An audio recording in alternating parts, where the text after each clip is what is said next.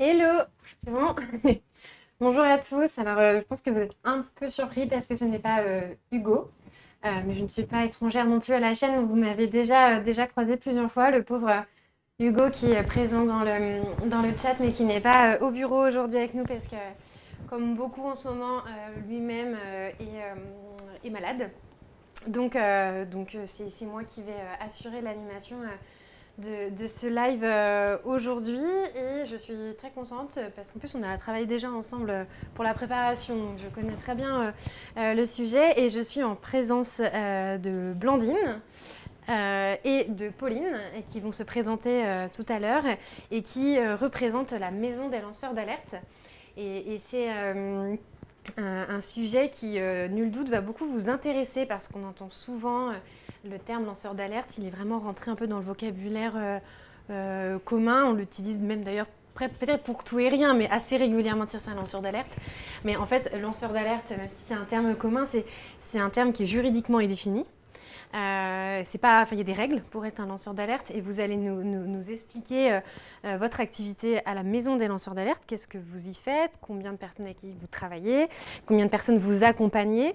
Mais ici aussi, vous savez que sur Purpose, on est une chaîne de vulgarisation de la vie politique et on revient souvent sur les textes de loi qui sont en train d'être votés ou qui ont été votés. Et c'est dans ce cadre-là qu'on vous a aussi invité parce qu'il y a une loi qui est passée l'année dernière qui s'appelle la loi Waserman au nom du député qui l'a portée sur justement les lanceurs d'alerte dont vous avez largement aussi contribué à travailler avec.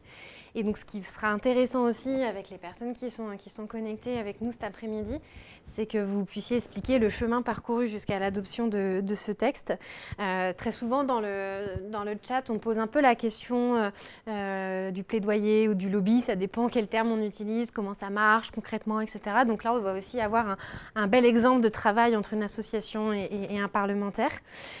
Donc j'en dis pas plus, voilà pour la courte présentation du live de cet après-midi. Et je vais laisser Blandine et Pauline se présenter et l'une ou l'autre tous les deux également présenter la maison des lanceurs d'alerte pour que les personnes qui nous suivent soient parfaitement au courant de qui vous êtes et de votre activité.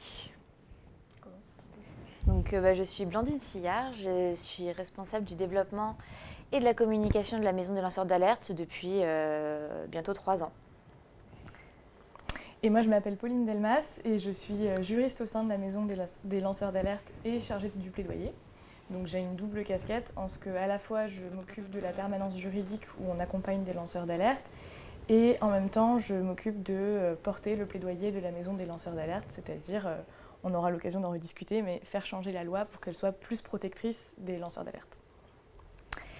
Et le travail donc, de la permanence et de l'accompagnement, c'est vraiment le cœur, la vocation de la maison des lanceurs d'alerte qui a été créée donc, en fin 2018 avec cette idée. C'est ça. D'accord. Avec cette idée, en fait, elle a été créée. Comment elle a été créée, ouais. Qu'est-ce qui s'est passé pour qu'on se dise tiens, et si on veut une maison des lanceurs d'alerte? C'était un On se réveille pas un matin en se disant on va faire ça. En général, ça prend un peu de temps dans la réflexion. Et ça a pris du temps dans la réflexion et à construire. C'était un projet qui était dans les cartons de 2 associations qui s'appellent Sciences Citoyennes et Transparency International France, qui avaient toutes 2 dans leur domaine été amenées à accompagner des lanceurs d'alerte. Donc Sciences Citoyennes, plutôt des lanceurs d'alerte scientifiques sur le sel dans l'alimentation, les pesticides, etc. Et Transparency International France, plutôt sur des questions de corruption. Et elles arrivaient quand même toutes les 2 Sujet au constat. du moment. Ouais, clairement. C'est quoi On en a beaucoup, l'actualité des lanceurs européenne? d'alerte. Corruption, c'est le plus grand domaine. C'est vrai? Ouais, des Ok, vous allez balancer des doses cet après-midi, je pense, non? Non, on respectera la confidentialité, la loi l'exige. D'accord, très bien. Bon, on va éviter de faire n'importe quoi avec la loi alors. Et du coup, elles constataient avec ces expériences-là qu'elles atteignaient leurs limites en fait, parce qu'en tant qu'ONG, quand même malgré tout spécialisée sur un domaine, elles n'avaient pas nécessairement l'expertise pour accompagner le lanceur d'alerte. Elles pouvaient éventuellement accompagner l'alerte, mais le lanceur d'alerte, la personne avec un droit spécifique, c'est compliqué. Et donc, ils ont travaillé ensemble, puis avec d'autres organisations qui ont ensuite créé la Maison des lanceurs d'alerte, à la création de cette association dédiée.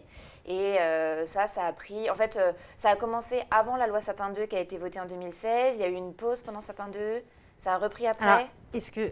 On se tutoie, hein, c'est plus simple. Oui, mais est-ce que tu peux expliquer ce qu'est Sapin 2 rapidement? C'est la première loi, Pauline précisera, c'est la Ça première loi qui définit réellement le statut de lanceur d'alerte. En fait, historiquement, sur l'alerte, on avait en droit français des dispositions un peu éclatées partout. Enfin, c'est-à-dire, il y avait sur certains sujets très spécifiques une obligation de signaler des faits. Il y avait par exemple un article qui existe toujours du Code pénal qui dit que tout fonctionnaire, donc tout agent public, doit signaler à l'autorité judiciaire une infraction dont il a connaissance. Donc il y avait un petit peu des choses comme ça par-ci par-là, mais il n'y avait pas de statut unifié du lanceur d'alerte en fait. Et c'est ça que la loi Sapin 2 est venue amener, c'est-à-dire qu'elle a défini vraiment, c'est l'article 6, qu'est-ce que c'est un lanceur d'alerte, qu'est-ce qui rentre dans l'alerte et comment lancer l'alerte pour être protégé par le droit. Mhm. Et donc les associations qui ont créé la MLA, Maison des lanceurs d'alerte, Ouais. ont contribué à cette loi Sapin 2. Et une fois que cette loi a été adoptée, elles se sont vraiment remis sur le chantier Maison des lanceurs d'alerte. Et ça a pris un peu plus d'1 an. Voilà. Et on est né donc fin 2018, créé par 17 ONG et syndicats. D'accord. Et là aujourd'hui on est 30. Donc il y en a je suis pas 13 qui nous ont rejoints. Donc entre-temps. c'est quand on dit 13, c'est 13 nouvelles associations, organismes Ouais. qui se sont regroupés. C'est ça. ONG, syndicats, et depuis l'année dernière, on a pour la première fois un média qui nous a rejoint, qui est Mediapart. D'accord. Je pense, en tout cas, au moins une partie Je pense, oui. des auditeurs doivent connaître. Et ce qu'il faut bien comprendre, c'est que ça montre la diversité des associations et des syndicats qui nous composent. Ça montre à quel point l'alerte, c'est transversal comme sujet. C'est-à-dire qu'on va avoir, par exemple, on a les 3 associations très anticorruption, que sont Transparency International, Anticor et Sherpa. Mhm. Mais on a aussi Greenpeace France. On a des syndicats, la CFDT Cadre, par exemple, ou Solidaire, qui a plusieurs antennes chez nous. Syndicats de journalistes aussi, des donc les syndicats. questions de liberté de la presse, liberté d'expression. Voilà, et puis qu'est-ce que j'oublie comme Le thématique? volet santé, Le volet santé, ouais. avec une association, la PESAC par exemple, qui est D'accord. une association de victimes d'un médicament, la Dépakine. D'accord. Oui, Mhm. qu'on a beaucoup entendu aussi ces derniers Voilà. temps. Donc ça, c'est vrai que ça recouvre beaucoup de choses. Donc l'alerte, voilà, ça peut être des questions environnementales, des questions de santé, des questions de pollution, des questions de corruption, de discrimination, de harcèlement, etc. C'est très large en fait. Et par exemple, moi, demain, prends un exemple, je m'estime vouloir être une lanceuse d'alerte parce que j'ai découvert un sujet et je ne sais pas comment faire. Je trouve, par exemple, je travaille dans une entreprise et je découvre que ce qu'elle fait, alors, la corruption, c'est le sujet du moment au Parlement européen, mais au-delà de ça, dans n'importe quel domaine, j'ai envie d'alerter parce que je me dis, mais c'est pas possible, c'est un scandale, c'est pas possible, donc soit on empoisonne les gens, je vais aller très loin, soit voilà, on est en train de s'associer à des malfaiteurs, enfin quelque chose de terrible. Je me sens pas à l'aise, j'ai non seulement pas forcément envie de quitter la boîte, enfin je veux quitter la boîte, mais en même temps, je veux que ça cesse, je veux le dire, je veux le dénoncer. Ouais, mais c'est une grosse boîte, je m'attaque à un mastodonte, comment je fais et si moi, un jour, je découvre sur Internet Maison des lanceurs d'alerte et que je toque à votre porte, clairement, qu'est-ce que vous me dites?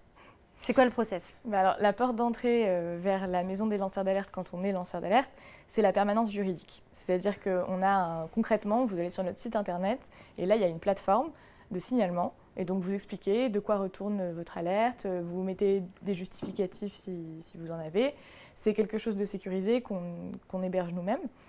Et une équipe de juristes, encadrée par moi, va étudier le dossier, regarder si on est bien dans une alerte au sens juridique du terme en fait. Et sous réserve de cette étude, ensuite on va accompagner la personne en essayant de faire en sorte qu'elle soit protégée et qu'elle puisse lancer son alerte sans trop se mettre en danger. Par exemple, sur ce que ça impliquerait de lancer l'alerte, avant la nouvelle loi qui est passée au mois de mars, mais on aura l'occasion d'en discuter plus en détail, il fallait obligatoirement signaler en interne, c'est-à-dire dans l'entreprise par exemple. Okay. En premier lieu. Voilà. D'abord, avant de faire autre chose, avant d'aller signaler aux autorités, avant d'aller dans les médias, il fallait signaler en interne. Mais c'est risqué parce que si je dirais à qui? Au patron, coucou, je viens de voir que Est-ce que tu trafiques avec je ne sais quelle autre entreprise ou Mhm. pays Ah bah c'est bien pour ça que c'était Ça peut un pas des marcher. principaux C'était un- chevaux de bataille de la nouvelle loi. C'est que c'est impossible que ça marche. En Bah, fait. c'est pour ça qu'on a fait changer la loi. Bah ouais, Parce que c'est du ça. coup, c'était vraiment l'une des principales causes de représailles envers les lanceurs d'alerte. Parce que c'était souvent les personnes qui commettaient les infractions à qui il fallait d'abord les signaler. Mais donc, une partie de notre travail, c'était aussi de faire connaître cette procédure. C'est-à-dire de dire, attention, si vous voulez avoir le statut de lanceur d'alerte, il y a des règles à respecter, il y a une procédure à respecter. Donc maintenant que cette limite-là n'existe plus, la première étape, c'est aller voir les autorités. Donc il y a des cas d'urgence qui permettent de directement faire un signalement public, mais le principe, c'est quand même Auprès de de qui ? respecter. Près du procureur ou non? Comment ça Quand marche? je dis les autorités, ça Ouais. peut être le procureur, ça peut être une autorité administrative qui est en charge de l'aspect en question. Par D'accord. exemple, si on est sur Par des exemple, sur faits la de santé. corruption. Ah, bah, Ok. ok. Bon, Sur la- on peut aussi parler Hop, de... bon, ouais. corruption, c'est plus simple pour l'exemple que j'allais dire. Mais D'accord. donc c'est, si vous signalez des faits de corruption, c'est l'Agence française anticorruption qui est compétente D'accord. pour en connaître en fait, et qui va pouvoir aller faire une enquête dans l'entreprise en question, par exemple, etc. Donc du coup, santé, ça va dépendre aussi précisément, mais ça va pouvoir être l'Agence nationale de sécurité du médicament, si votre alerte concerne un médicament. Et une partie de notre travail à la permanence juridique, c'est aussi d'orienter le lanceur d'alerte vers la bonne autorité pour connaître de son signalement, qui va pouvoir traiter son alerte en fait. Voilà. Ok. Et là, aujourd'hui, deux questions. Éventuellement, que risque un lanceur d'alerte? Enfin, voilà, quelqu'un qui veut dénoncer quelque chose dans sa boîte, admettons qu'on se rend compte que c'est pas forcément fondé, est-ce qu'il risque quelque chose à avoir dénoncé, même si on estime que juridiquement ça colle pas. Et si jamais il a eu raison, est-ce que l'entreprise peut aussi s'attaquer à lui et l'accuser, je sais pas, de diffamation, je sais pas, voilà, comment l'entreprise peut se rebeller ou attaquer son salarié qui aurait dénoncé? Et deuxième question, aujourd'hui, comme ça j'enchaîne deux questions d'un coup, combien de personnes vous accompagnez à peu près? Voilà. Deux sujets. Voilà. Tu réponds à la On première. va faire comme ça. Alors, je commence par la deuxième. D'accord, rapidement, comme ok. ça, je Vas-y, te laisse plus de ça place. marche. Sur le nombre de personnes qu'on a accompagnées, alors on n'a pas encore les chiffres précis de 2022. Fin 2021, on avait accompagné 316 personnes. Là, on n'a pas les chiffres encore précis, mais ça doit être autour de 400 à peu près. D'accord. Et les deux secteurs, pardon, question de bis, les gros secteurs, c'est... Il y a un bon tiers qui relève de... Alors, corruption, fraude financière en général. C'est pas forcément de la corruption caractérisée, ça peut être un peu plus large sur de la délinquance financière. Ce qui ne veut pas forcément dire qu'il y a plus d'alertes dans ce domaine-là. À mon sens, ça veut surtout dire qu'on est plus identifié, notamment parce qu'on a les 3 grosses associations anticorruption qui sont au CA au conseil d'administration de la MLA. D'une part, et d'autre part, c'est vrai que le statut de lanceur d'alerte, il s'est quand même beaucoup construit en articulation avec la corruption. La loi Sapin 2 qu'on a évoquée tout à l'heure, c'était une loi de lutte anticorruption aussi. Donc, il définissait aussi un statut de lanceur d'alerte plus large, mais ça s'articulait quand même avec ça. C'est-à-dire que le chapitre des lanceurs d'alerte, c'était un chapitre dans une loi énorme, un peu fourre-tout, où en même temps, on imposait plein d'obligations aux entreprises dans les matières d'anticorruption. Donc, on a quand même une grosse part du camembert qui est corruption, fraude financière. Et ensuite, on a des cas de maltraitance large. Ça peut être aussi bien dans le secteur sanitaire et social que dans la police, par exemple. Et ensuite, on a des cas plutôt risque sanitaire, santé, environnement, pollution, etc. D'accord. C'est un peu les 3 gros pôles. Ok. Pour l'instant. Après, ça, on peut élargir. Il y a un petit bout du camembert qui relève plutôt de respect de la vie privée, données personnelles. On a un petit bout aussi qui porte sur les maltraitances animales, risques technologiques aussi. Donc, ça peut être assez large. Oui, mais les 3 gros pôles, c'est ceux-là. C'est assez varié, ouais. Et pour répondre à la question sur les sanctions ou les risques qu'encourt un lanceur d'alerte, que ce soit avéré juridiquement ou non d'ailleurs. Voilà, en fait, la réponse est déjà un peu dans la question, dans le sens où, en pratique, ce que va risquer un lanceur d'alerte, ça va être au travail, si son alerte concerne son employeur par exemple, ça va être de se faire licencier, de subir des mesures disciplinaires, d'être mis à pied, d'être mis au placard ou d'être rétrogradé dans ses fonctions. On est licencié sous quoi? Faute grave? Non, c'est faute grave, d'accord. Alors, juste pour préciser, quand même, la loi interdit ces représailles-là. Oui, mais ça, c'était ma chute. Ah, zut. C'est-à-dire que voilà. C'est-à-dire que l'alerte n'est pas une faute grave. Je ne voulais pas que Mais les gens comprennent justement. la confusion. Ouais, d'accord. Oui, C'est pour ça, et c'est très important de C'est-à-dire qu'on le les dire. pousse à une faute grave autre et on essaye de faire passer ça. Ça, comme ça, quoi. d'accord. Non, mais même, on peut. Enfin, moi, j'ai vu des lettres de licenciement où concrètement, la faute grave, c'est d'avoir lancé l'alerte. Sauf que ça, c'est interdit, en fait, de faire ça. Donc, ce qu'il faut bien comprendre, c'est que le droit interdit de licencier un lanceur d'alerte parce qu'il a lancé l'alerte. En pratique, à la permanence, tous les jours, on a des lanceurs d'alerte qui sont licenciés parce qu'ils ont lancé l'alerte. Et leur combat, c'est de faire annuler le licenciement en justice ou de se le faire indemniser. Et nous, on va essayer de les aider dans ce parcours-là. D'accord. Mais voilà, donc c'est pour ça que je disais, ce que risque un lanceur d'alerte en pratique, c'est différentes sanctions de la part de son employeur qui sont interdites par le droit, mais qui continuent d'être prononcées, même si elles sont interdites, et que les tribunaux font de plus en plus annuler. Hein. Donc, c'est-à-dire que ça marche quand on va en justice et qu'on souligne C'est le au statut. prud'homme, du coup. Voilà, c'est au prud'homme. C'est une cause de nullité du licenciement, en fait. Ça veut dire que le licenciement, il est annulé et les indemnités sont assez élevées, en fait. D'accord. Donc, en soi, en fait, je lance l'alerte. Mon employeur, bon, il va être forcément un peu chafouin que je l'ai un peu accusé. Donc, s'il veut me licencier, en fait, juridiquement, il ne peut pas, mais il peut tenter de le faire quand même.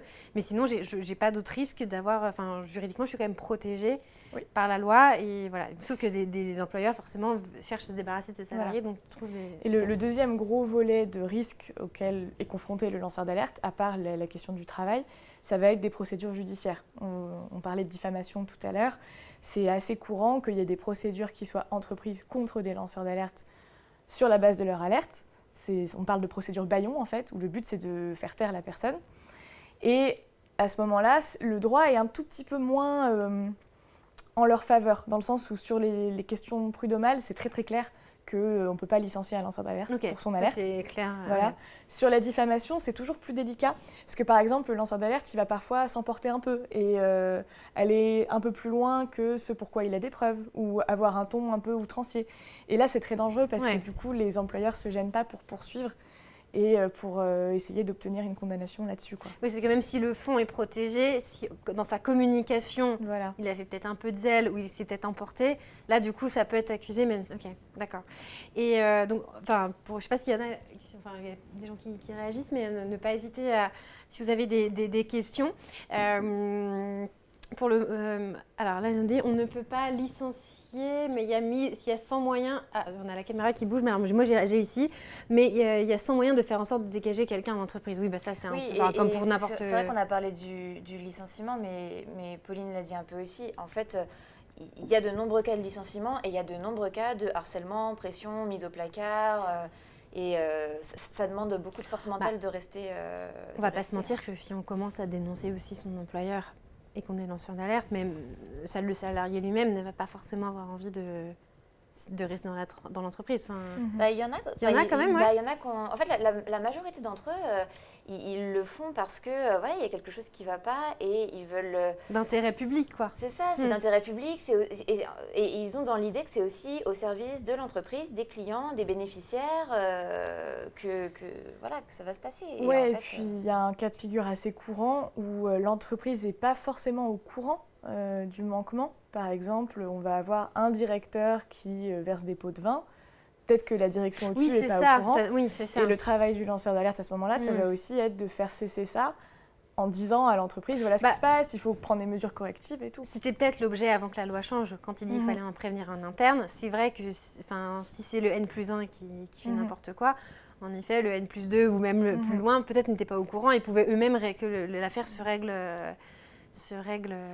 en interne. C'est plus compliqué dans les plus petites entreprises, dans les PME ou les TPE, parce que souvent, il y a moins de personnes au-dessus et on a plus de chances d'avoir le supérieur hiérarchique qui est qui est à la fois la personne qui va pouvoir décider de faire cesser ce qui se passe, quoi, et qui est la personne qui fait les problèmes, qui les a couverts. Voilà, est-ce que, par exemple, dernière question, et puis après je voudrais qu'on passe sur la loi, parce qu'on parle beaucoup de loi, donc du coup on va parler de celle-ci aussi, mais est-ce que si moi je dénonce quelque chose dans mon entreprise, est-ce que systématiquement on va savoir que c'est moi? Est-ce que la personne qui dénonce ne peut pas être couverte, elle est obligée de se dénoncer en disant c'est moi qui qui est sorti le dossier ou pas? C'est la question de l'anonymat Ouais. du lanceur d'alerte. J'imagine dans des très très grosses Ouais. boîtes, dans des trop grosses entreprises, il y en a un salarié qui dénonce. Est-ce que la direction va savoir que c'est ce salarié, systématiquement? Alors, avant la nouvelle loi de mars 2022, il n'y avait rien sur les signalements anonymes. Donc, il n'y avait pas de protection. Enfin, le droit disait rien. C'est-à-dire que ça dépendait un petit peu ensuite au cas par cas. Depuis la nouvelle loi de mars 2022, il y a un principe qui est qu'un lanceur d'alerte qui est resté anonyme, mais dont l'identité ensuite a été révélée, bénéficie des mêmes protections que s'il était identifié D'accord. depuis le début. D'accord. Donc en disant les choses comme ça, l'idée c'est un peu de protéger aussi les personnes qui à un moment ont été anonymes. Mais ensuite, en pratique, sur est-ce qu'on peut faire un signalement en étant anonyme, ça va dépendre des entreprises, des administrations, parce qu'en fait, ce que dit la loi, c'est à chaque entreprise ou à l'administration de décider ce qu'elle fait des signalements anonymes. Est-ce qu'elle les traite ou pas? Ou est-ce qu'elle considère que, comme c'est anonyme, Ok, moi je m'en occupe pas. d'accord. Voilà. Donc c'est vraiment pas au cas par cas. Et peut-être une petite précision aussi, c'est qu'il y a, on va dire, la théorie de la confidentialité de l'anonymat et il y a la réalité qui fait que ça peut souvent être difficile de rester parfaitement anonyme parce que l'information qu'on a révélée, parfois, il n'y a qu'un tout petit groupe de personnes qui le sait. Et on Faire doute un bien peu un de qui est, quoi. C'est un peu voilà, on qui, doute bien non, qu'il y a c'est un de peu le tel mouton pôle, noir dans c'est cette de- petite équipe. Oui, Et voilà. c'est ça. Bon, donc c'est quand même souvent un peu complexe, cette question. Ok. Déjà, merci pour cette explication de la définition de lanceur d'alerte. Pour continuer, si vous êtes aussi là, c'est parce que, et d'ailleurs vous l'avez dit, depuis la loi de mars 2022, on l'a entendu déjà plusieurs fois, alors il y a Sympa 2, que vous avez beaucoup parlé, et notamment la nouvelle loi donc, de mars 2022 qui est toute récente. C'est pour ça que vous veniez cet après-midi. Concrètement, là, comment vous avez travailler pour aboutir à cette loi. On va expliquer ensuite ce qu'elle dit et la différence entre le droit passé et le droit présent. Il y a un terme juridique, je n'ai plus quand on dit le droit... Celui qui est actuellement Oui, en vigueur, on oui. dit le droit positif. Le droit positif, Voilà. voilà, j'ai fait du droit, donc je sais ce terme-là, il m'avait échappé, le droit positif. Mais concrètement, avant même d'avoir rédigé cette loi-là, et d'ailleurs, ce n'est pas forcément vous qui l'avez rédigée, vous nous avez contribué à donner votre expertise, parce que c'est le député Sylvain Wasserman, ancien député d'Alsace, sous la précédente législature qui l'a porté, qui l'a fait adopter. Comment vous avez travaillé avec ce parlementaire pour justement, quelles ont été vos relations avec lui? Est-ce que c'est lui qui est venu vous chercher? Est-ce que c'est vous qui êtes allé le chercher? Parce qu'on sait très bien que les parlementaires souvent échangent avec les associations, des syndicats, des entreprises, des lobbyistes. Comment ça s'est passé la relation et comment vous avez raconté un peu la genèse de cette proposition de loi sous l'angle plaidoyer que vous portez? Alors, ce qui était un peu particulier, c'est que, en fait, Sylvain Wasserman, il avait été engagé sur ce sujet déjà depuis 2018 et une directive européenne qui avait été adoptée en 2019, au niveau européen donc. Il avait organisé... Alors, une directive qui est... Quand on vote une directive au niveau européen, il faut ensuite qu'elle soit transposée en droit. Et en fait, la France, comme tous les pays membres de l'Union européenne, avait 2 ans pour la transposer. Donc elle avait été votée fin 2019 et nous avions jusqu'au 17 décembre 2021 de mémoire pour la transposer. D'accord. Et lors de l'adoption de la directive, Sylvain Wasserman avait organisé au Conseil de l'Europe un événement qui s'appelait les 48 heures chrono sur les lanceurs d'alerte et qui avait pour objectif de contribuer à la rédaction d'une recommandation du Conseil de l'Europe sur ce que devrait être la protection des lanceurs d'alerte en Europe, recommandation qui venait alimenter le travail qui était fait sur la directive. Et c'était d'ailleurs, la recommandation est parue, la recommandation était intéressante parce qu'elle allait encore plus loin que ce que la directive avait proposé. Donc nous, ça nous aidait dans notre travail de plaidoyer, puisque une fois que la directive a été adoptée, nous, Maison des lanceurs d'alerte, on s'est mis en mouvement pour aller interpeller le gouvernement pour lui dire il y a cette directive, il faut la transposer. Et nous, on promouvait on promeuvait, bref, on faisait la promotion d'une surtransposition, c'est-à-dire d'une transposition qui allait plus loin que la directive. Okay. Et cette recommandation du Conseil de l'Europe, entre autres choses, nous aidait à argumenter en faveur d'une surtransposition. Et donc, lors de ces 48 heures chrono et de cette recommandation au Conseil de l'Europe, on avait déjà, des personnes qui ont fait la maison des lanceurs d'alerte ensuite, parce que la MLA n'existait pas juridiquement à ce moment-là, avaient déjà travaillé avec Sylvain Waserman. Et donc, lorsque Sylvain Waserman et son équipe ont entrepris de travailler à une proposition de loi, ils sont revenus vers nous en sollicitant une expertise dont on avait déjà fait preuve 2 ans auparavant, en fait. Donc, il y avait eu ce précédent avec Sylvain Waserman qui avait facilité la prise de contact et la collaboration lors de la rédaction de la proposition de loi.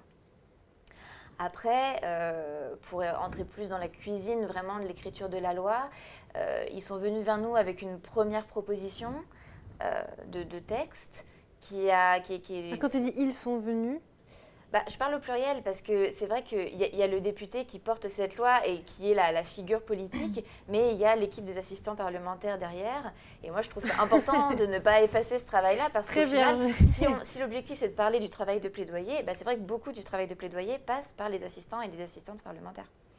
Donc voilà, c'est... Je ne peux que être d'accord avec... Et d'ailleurs, côté Maison des lanceurs d'alerte, on retrouve un peu le même schéma, puisque donc nous, on a une équipe juridique notamment, pas que, mais entre autres juridique, qui est fortement très bien représentée par Pauline notamment aujourd'hui, qui est un peu, voilà, qui produit des propositions, qui peut travailler avec l'équipe du député, mais on a nous aussi une représentation politique et au sein même de l'ONG, les 2 volets vont aussi s'articuler. C'est-à-dire qu'on a la représentation politique qui va établir ce qui est le socle de propositions qui est porté par la MLA, qui va échanger, qui va être présent en rendez-vous avec le député pour dire nos propositions c'est celle-ci, celle-ci et celle-ci nous semblent particulièrement importantes et prioritaires, celle-ci constitue une ligne rouge pour nous, voilà, il y a ce travail de dialogue politique qui se met en place. Et puis, une fois qu'un terrain d'entente politique est trouvé, le travail opérationnel, concret, la rédaction juridique, il est fait par les équipes derrière. En fait, c'est vrai que c'est un travail... le chat le sait, mais moi j'ai été 5 ans collaboratrice avant. Donc, en fait, il y a plusieurs pôles. C'est-à-dire que dans les associations, souvent, il y a vraiment un pôle plaidoyer qui va ensuite défendre une cause. Et sachant que, je pense que chez vous, c'est pareil, mais on ne s'adresse pas de la même manière en fonction aussi de la couleur politique, aussi parfois du parlementaire. Alors, ce n'est pas forcément toujours le cas sur certains sujets, mais il y a certains sujets où on sait que si on veut faire porter sa cause auprès d'un parlementaire qui est plus de tel bord, vaut mieux qu'on insiste sur tel point, sur un autre bord plutôt de tel point, etc. Donc ça, c'est le rôle du plaidoyer. Souvent, quand c'est des propositions juridiques, et c'est souvent le cas quand on va aussi voir des parlementaires qui établissent la loi, il y a le pôle juridique des associations. Là, aujourd'hui, on a une représentation avec Pauline qui, derrière, ont alimenté le pôle, en gros, plaidoyer pour, en termes d'arguments. Et puis, on a de l'autre côté Parlement, on a évidemment le parlementaire qui est la figure et qui porte aussi le sujet politique. Mais derrière, on a aussi, ce que vous disiez, les équipes parlementaires qui, au quotidien, je pense que c'est aussi, comme tu disais, parce qu'en fait, spontanément, j'imagine que vous avez aussi énormément échangé avec les collaborateurs et qu'il y a eu beaucoup d'échanges un peu ping-pong entre les deux qui ont permis en fait d'aboutir à cette loi. Donc c'est vraiment un travail en fait de coopération. Avec une particularité dans notre cas qui est que donc la MLA, je l'ai expliqué tout à l'heure, c'est une association en tant que telle, mais on a aussi des membres, des organisations membres qui avaient elles-mêmes une expertise et une parole à porter sur ce sujet. Donc nous, nos propositions, on les a travaillées avec nos organisations membres. Et parfois, c'était assez particulier. On a été auditionnés. Donc il y a ce travail de cuisine qui se fait avec le ou la députée et ses assistants et assistantes parlementaires. Et puis, il y a des temps d'audition officielle. Oui. Donc, on a été auditionnés par la Commission des lois de l'Assemblée nationale, la Commission des lois du Sénat, etc. Alors ça, c'est très... je fais une petite explication pour ceux qui nous regardent. C'est que quand tu dis officiel, c'est parce qu'en fait, il y a souvent 2 types d'échanges avec les parlementaires. Il y a le informel. donc par une rencontre dans un bureau, dans une salle, au téléphone, par mail. Mais de temps en temps, il y a un cadre institutionnel aussi dans les cadres de tous les textes de loi. C'est-à-dire que ce qu'on ne voit pas par moment, c'est que quand on établit une loi, il y a ce qu'on appelle des auditions où derrière il y a des administrateurs. C'est vraiment organisé dans un cadre très institutionnel. Je sais que dans les commissions d'enquête, il faut jurer que de dire la vérité. Alors c'est pas toujours le cas quand on fait des propositions de loi, mais il y a un cadre très formel où on est auditionné dans une grande salle, etc., avec les parlementaires qui aussi des fois s'engagent autour de ce sujet. Et donc je précise parce que là, ce que vous dites aussi, ça se passe très souvent pour tous les types de lois, c'est qu'il y a des échanges informels avec un parlementaire, mais il y a aussi le cadre de l'Assemblée nationale qui est très posé, qui est très cadré, et dans lequel aussi il y a voilà, des questions très précises. Mais qui ne permet pas toujours d'entrer dans des détails. C'est-à-dire que... c'est un peu protocolaire, honnêtement, à ne pas se mentir. C'est un peu protocolaire et surtout le temps est limité. Donc quand on est face à un texte qui fait quand même une petite épaisseur, avec des formulations juridiques qui sont très précises et où le diable peut se nicher dans les détails de certaines formulations, on va, lors d'une audition, exposer quand même un peu plus que des grandes idées. Hein. On va revenir sur des points du texte qui posent problème, qui mériteraient d'être améliorés. Mais ce n'est pas à cet endroit-là qu'on va dire ligne 6, paragraphe 2, vous avez mis le mot peut plutôt que doit. Non, mais là, ça pose problème. Voilà, ce n'est pas forcément à ce moment-là qu'on va vraiment discuter du détail de la rédaction et de comment c'est c'est 1 heure souvent. Enfin, 1 heure. Et du coup, ce que je voulais dire, c'est que on avait cette particularité à la Maison des lanceurs d'alerte qu'en audition, la MLA était auditionnée et que parfois, on était auditionné aux côtés d'organisations membres de la MLA. Ah d'accord. Donc c'est vrai que ça c'était une situation plutôt cocasse, mais très intéressante parce que ça nous permettait nous aussi d'organiser nos prises de parole pour faire passer davantage d'idées et pas faire des doublons dans les discours qu'on pouvait avoir. Parce qu'en fait souvent dans les auditions aussi c'est sur plusieurs jours, mais on enchaîne les auditions, genre ça va de 14h à 18h, hop, 14h, 15h on a tel assaut, 15h, 16h on a... Et c'est vrai que c'est quelque chose qui est assez... c'est très formel et en fait finalement c'est pas vraiment là où sont le vrai travail. Enfin, c'est obligé de passer par là, c'est intéressant, surtout c'est retranscrit en fait derrière, ça c'est vraiment mis dans les rapports aussi derrière, ce qui permet d'avoir l'historique, d'entendre l'audition. Mais c'est vrai que ce que tu disais Blandine, c'est que il y a vraiment souvent le principal travail, il est plus en coulisses, en dehors de tout cadre un peu institutionnel, où là en effet il y a plus un échange. Et après, évidemment, le discours qu'on a tenu en commission des lois et le discours, les positions qu'on pouvait défendre dans un travail plus informel étaient les mêmes. Et on a eu aussi cette démarche. Et ça, si le temps nous le permet d'y revenir, on pourra en reparler. Mais on a eu aussi cette démarche d'avoir un plaidoyer ouvert et transparent. Et c'est là où on distingue un peu le plaidoyer du lobbying, qui fait qu'on a mis en ligne les amendements qu'on proposait aux députés, qu'on soumettait aux députés, et les rédactions concrètes qu'on pouvait défendre même en coulisses, quoi. Et globalement, entre le premier échange que vous avez eu avec l'équipe de Sylvain Waserman, c'est eux qui vous ont contacté, si j'ai bien compris, pour vous présenter une première ébauche de ce qu'ils comptaient faire. Et donc, entre cet échange-là et les différents échanges qui se sont suivis, est-ce que vous avez vraiment senti que vous aviez été écouté, que vos propositions étaient prises en compte? Est-ce qu'il y a eu des vraies modifications? Est-ce que c'était des intentions, genre on a dit qu'on a contacté la Maison des lanceurs d'alerte pour se donner bonne conscience, ou est-ce qu'il y avait vraiment un intérêt de travailler avec vous? Est-ce que vous avez pu infléchir sur des points de la loi?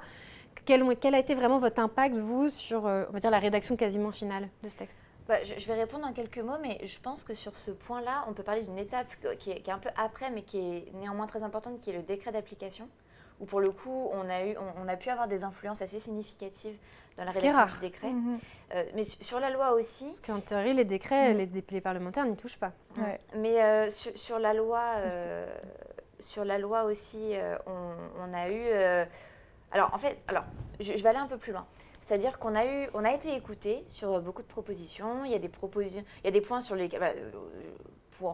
Pour le dire de manière transparente, on a su dès le début que Sylvain Waserman n'était pas favorable à ce que, par exemple, des personnes morales, donc des associations, des syndicats, puissent être reconnus comme lanceurs d'alerte. Un lanceur d'alerte, aujourd'hui, dans la loi, c'est une personne physique. C'est vous, c'est moi, c'est Pauline. Ça ne peut pas être une entreprise, par exemple. C'est ça. La maison des lanceurs d'alerte ne peut pas être lanceuse d'alerte. D'accord. Greenpeace n'est pas lanceur d'alerte. Okay. Éventuellement, un militant individuel de Greenpeace peut l'être. Okay. Mais Greenpeace, voilà. Et nous, je pourrais en expliquer les raisons si ça vous intéresse, on défendait cette idée qu'une association d'intérêt général, sous certaines conditions, pourrait être reconnue lanceur d'alerte et devrait être reconnue lanceuse d'alerte. Ça, c'est quelque chose contre lequel Sylvain Waserman était. Dès le début, il nous l'a exposé, il l'a défendu dans son discours à l'Assemblée nationale, il parlait tout le temps de ces hommes et ces femmes qui risquent leur vie, etc., enfin, qui mettent leur vie en danger. Et donc, on a travaillé avec lui et son équipe donc, sur des alternatives possibles. Et on a notamment, par exemple, obtenu le fait que les ONG ne pouvaient pas être reconnues lanceuses d'alerte, mais elles pouvaient être reconnues comme facilitatrices. Et les facilitateurs pouvaient bénéficier des mêmes garanties que les lanceurs d'alerte. D'accord. Donc ça règle pas à 100% le problème parce que l'identité du lanceur d'alerte, le lanceur d'alerte ne vient pas se cacher derrière un collectif, ce qui pourrait permettre de le protéger, mais c'est quand même une avancée. Voilà. Donc il y a des points comme ça sur lesquels on a pu obtenir des choses. Et ce qui était aussi surtout très intéressant, c'est qu'il y avait quand même un réel dialogue sur la meilleure stratégie pour faire passer cette loi qui était importante compte tenu des forces en présence qui n'y étaient pas toujours favorables. En fait, on avait quand même plusieurs avantages, c'est-à-dire que, il y avait des inconvénients et des avantages. L'un des avantages qu'on avait, c'est qu'on avait cette directive européenne de 2019 qui mettait en fait des obligations sur les États membres en leur disant il faut que votre droit il inclue telle protection, il faut qu'il y ait tel élément. Et ça, c'était super utile parce que quand il y a eu à un moment des tentatives de venir raboter certaines avancées, nous on avait la directive comme base juridique pour dire c'est pas possible de faire ça, on se placerait en mauvaise transposition, enfin en infraction avec ce que le droit européen exige de nous. Donc il y avait ça, c'était un gros avantage. Ensuite, politiquement, il y a le fait qu'on était sur une proposition de loi LREM, donc c'était pas non plus... Par exemple, Ugo Bernalicis avait déposé une proposition de loi député de la France Insoumise. Ouais. Voilà, député de la France Insoumise avait fait une proposition de loi pour les lanceurs d'alerte aussi en amont. Dans une niche, certainement. Voilà, qui était pas pareil, enfin qui allait beaucoup plus loin sur pas mal d'aspects et qui passerait pas, mais le but c'était aussi de faire un coup politique. De poser le sujet. Voilà, donc c'est pour dire qu'on avait un côté qui est que LREM n'allait pas non plus s'engager extrêmement loin, on va dire, enfin je ne sais pas comment dire les choses autrement, par rapport à ce que d'autres partis auraient pu faire. Il y avait un gros souci d'équilibre de leur côté. Mais il y avait cette directive qui nous permettait quand même de maintenir certaines cette directive avancées. a impulsé, parce qu'en plus c'est une obligation de transposer, et ça vous a donné des clés, ça a obligé aussi derrière la majorité de l'époque, qui l'est toujours, même elle était plus conséquente à l'époque, mais d'aller dans ce sens-là, mais de pas non plus, contrairement à peut-être d'autres partis politiques qui voulaient pousser le sujet, comme vous dites, de rester dans un cadre, dans le cadre de la directive, en allant quand même un peu plus loin que la simple directive. Oui, c'est ça. Vraiment, nous, on a fait un plaidoyer pour une surtransposition, ce qu'on avait le droit de faire, puisque la directive, elle met un minimum. C'est la base, voilà. Voilà, mais elle dit aux États membres, si vous voulez aller au-delà, allez-y. Et ce que je voulais dire, c'est que oui, bon, LREM et Sylvain Waserman avaient cette proposition de loi. Nous, on trouvait qu'il y avait beaucoup d'avancées dedans, c'était bien.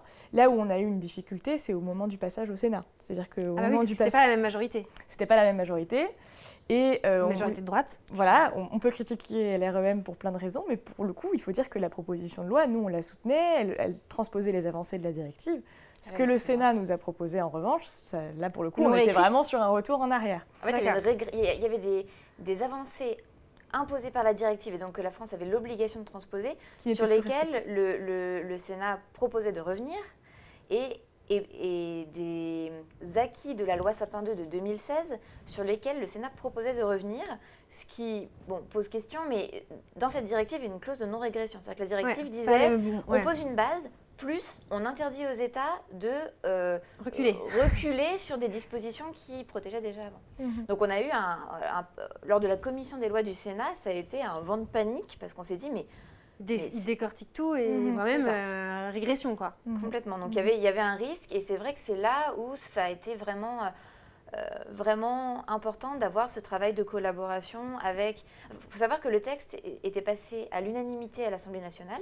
Ah, c'est rare. Quand même relativement rare. Donc on avait un peu ces deux arguments de force. Un gros argument de force qui était directive, engagement européen, et un autre argument quand même assez fort qui était l'Assemblée nationale l'a voté à l'unanimité. c'est quoi ces régressions Ouais, quoi. c'est ça, ouais. Voilà. Et donc là, c'est vrai que la collaboration Sénat, elle est avec passée à Sylvain Waserman a été importante, quoi. Ouais, c'est ça. Et au Sénat, elle a été adoptée quand même Alors, tous les amendements qui avaient été proposés par la commission des lois n'ont pas été adoptés. D'accord. Mais il y a eu quand même des amendements d'adopter qui font que les deux textes étaient différents. Donc, il y a eu une commission mixte paritaire. Et c'est vrai que là, lors de la commission mixte paritaire, donc le rapporteur du texte, qui était Sylvain Waserman, a défendu beaucoup le texte qui avait été voté. Et au final, il en est... Parce que, pour expliquer, une commission mixte paritaire, si on réunit 7 députés et 7 sénateurs, une fois que le texte est passé dans les deux chambres, et l'idée, c'est de dire, bon, il faut qu'on se mette d'accord sur un texte commun. Donc forcément, ça oblige les deux côtés, donc le Sénat d'un côté et l'Assemblée nationale de l'autre, de faire des compromis. Et dans cette CMP, c'est comme ça qu'on dit, commission mixte paritaire, finalement, est-ce que Sylvain Waserman a quand même reculé sur 2-3 points pour faire plaisir au Sénat et l'adopter?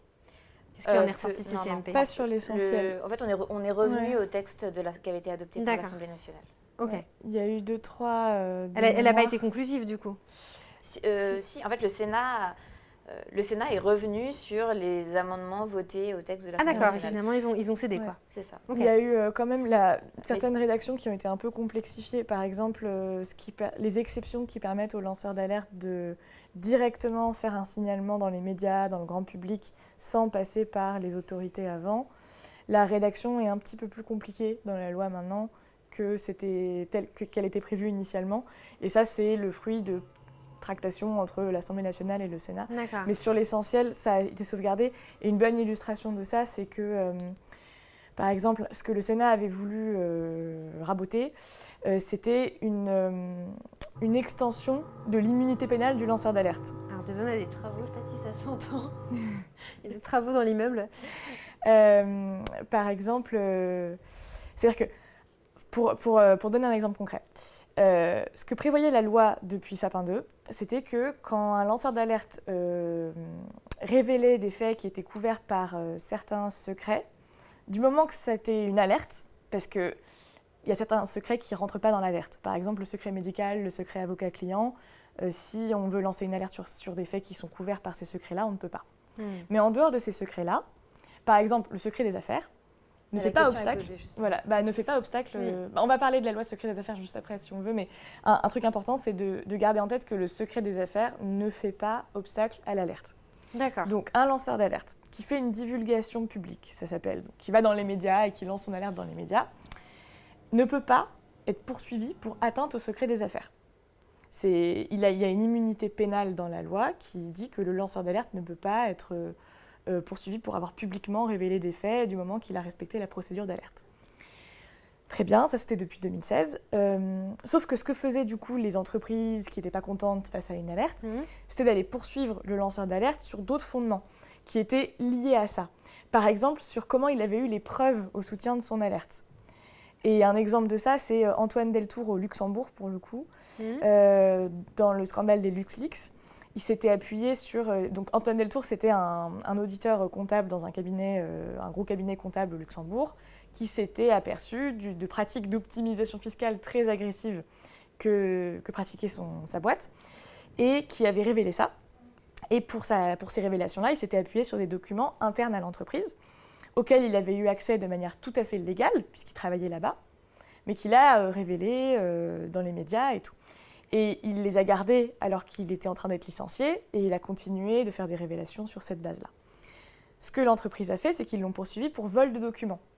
Donc, vous voyez, les poursuites, c'était pas « Ah, vous avez révélé des éléments », c'était « Vous avez Ils ont trouvé un biais différent pour quand même arriver à leur fin. Et on avait des procédures comme ça en France. Donc, la nouvelle loi là, de mars 2022, elle est venue étendre l'immunité pénale du lanceur d'alerte, où l'idée, c'est pas juste on ne peut pas poursuivre un lanceur d'alerte pour avoir lancé une alerte, ça c'était déjà le cas, c'était on ne peut pas poursuivre un lanceur d'alerte pour avoir obtenu les preuves au soutien de son alerte, du moment qu'il les a obtenues de manière licite. Ok.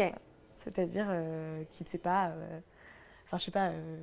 qu'il n'est pas allé casser les fenêtres d'une entreprise dans laquelle il ne travaille pas pour aller prendre des documents confidentiels. là, il y aurait un problème. Ok. Alors peut-être faire dans les échanges, regarder un petit peu. Il y a plusieurs questions. Là, il y en a une, je vais remonter un tout petit peu. Moi, je l'ai sous les yeux, mais une personne posait une question si une lanceuse d'alerte se fait virer ou démissionne. Je pose plusieurs questions, puis vous répondrez au fur et à mesure. Alors, je recommence. Si un ou une lanceur d'alerte se fait virer ou démissionne, est-ce qu'il y a des dispositifs pour l'aider à retrouver du travail? Ça, c'était une première question. Ensuite, on avait une question sur le secret des affaires. On a une autre question sur c'est quoi la limite entre délation et alerte. Alors, du coup, il y a surtout deux questions. Savoir est-ce qu'il y a des dispositifs pour aider une personne qui se fait virer dans ce cadre-là. Première question. Et deuxième question, la limite entre délation et alerte. Alors, sur la première question... malheureusement, non. C'est-à-dire que nous, à la Maison des lanceurs d'alerte, on essaye d'accompagner les lanceurs d'alerte. On va les accompagner quand ils essayent de faire annuler leur licenciement. On a une commission d'aide financière, mais qui a vraiment très très peu de fonds et qui agit sur des critères très spécifiques. Donc on ne peut pas vraiment, nous, aider financièrement les lanceurs d'alerte comme on aimerait. Et du coup, les seuls dispositifs d'aide au retour à l'emploi, c'est les dispositifs que les gens lambda ont, quoi. Et c'est une vraie question, en fait, l'employabilité, parce que, comme tout un chacun peut imaginer, c'est pas forcément facile d'arriver à un entretien d'embauche et quand on nous demande pourquoi est-ce qu'on est parti de notre emploi précédent, d'expliquer que c'est parce qu'en fait, on n'était pas d'accord avec la manière dont se pratiquait le métier là-bas, quoi. De manière générale, l'aide financière, c'était vraiment l'un des gros points morts de la proposition de loi. Quand on parlait des limites tout à l'heure, une limite fondamentale, mais qui est de nature un peu constitutionnelle, c'est que c'est l'article 40 de la Constitution qui prévoit que quand il y a une proposition de loi, donc c'est-à-dire quand les parlementaires sont à l'initiative... Le fameux article 40. Voilà. Quand on fait le trajet d'une loi, il y a un peu deux options. C'est soit le gouvernement propose la loi, et à ce moment-là, c'est un projet de loi, soit les députés en proposent une, et dans ce cas-là, c'est une proposition de loi. Sur notre loi à nous, on était sur une proposition, donc elle venait des députés. L'article 40 de la Constitution, il dit que quand c'est une proposition de loi qui vient des parlementaires, et non pas du gouvernement, elle ne peut pas peser sur le budget de l'État. Enfin, il ne peut pas rajouter une charge. Voilà, il ne peut pas y avoir de charge financière pour que... C'est traître, cet article. Voilà. Ça veut dire que concrètement, c'est des lois qui ne peuvent pas venir prévoir un impôt, venir prévoir une taxe, un prélèvement financier de quelque nature que ce soit. Et nous, c'est embêtant parce que l'une des choses qu'on souhaiterait, ce serait d'avoir un fonds financier de soutien aux lanceurs d'alerte. Et ça, on ne pouvait pas l'avoir dans la proposition de loi. En tout cas, pas sans amendement du gouvernement, et il n'y a pas eu d'amendement du gouvernement. Et parfois, ça prenait des proportions délirantes.